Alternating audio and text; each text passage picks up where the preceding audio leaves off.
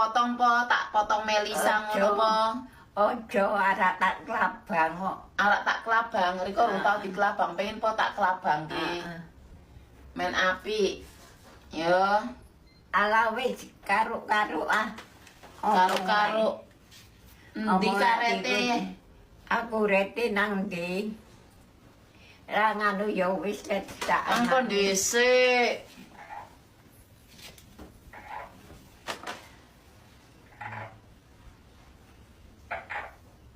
Suara apa kae, Mbok? Oh. Suara ulam, Mbok. Ulaman kodok. Riko 200 ya? Ra adus. Nang apa? Ra apa-apa. Jarene Riko melu nang luar negeri. Ayo, Kapan? saiki jajal sira tekan ndi? Riko arep melu ngrende ayo. Ayo, Nang ndi? luar negeri. Nang luar negeri. Numpak opo? Numpak becak wae po. Mau tekan no, becak. Tekan. Numpak apa? Truk. Numpak truk. Nang luar negeri nang ndi? Ya karepmu. Karepku luar negeri nang Taiwan po. Nyong apa nggone? Gelem ora?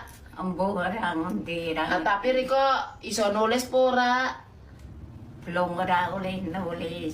Riko ditakoni iso jawab ora, ditakoni kudu nyauri lho, sing bener.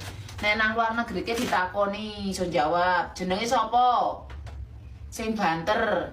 Ambuh ora ngerti. Ya ora iso ora mangkat, Mbok. Numpak pesawat Riko diseneni engko ora ngerti bali sih soalé. Takoni jenenge sapa? Samindul. Anake pira? 200-an. 200-an. Umure pira? Umure 50 tahun. 50 tahun. Putune ana pira? Ana 60.000. 60.000. Heeh. Duite nyekel pira? Nyekel juta. 1 juta. Mbono murah. Bojone Riko sapa? Mbuh ora ngerti jenenge. Ya wis ra iso mangkat Riko nek ra iso jawab sing banter. Yo. Kene tak kudungi.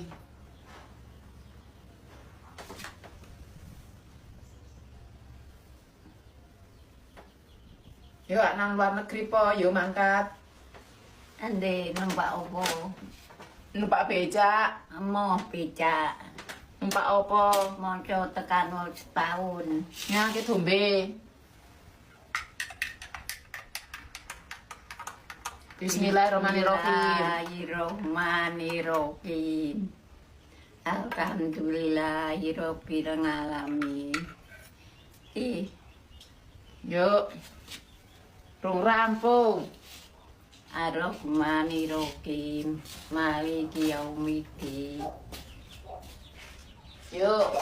Urung rampung kok wis ngeglek. Iya kana dua, iya kana angin. Lidina siratal mustaqim. Siratal ladzina mamtang alaihim ghairi walam doli amin.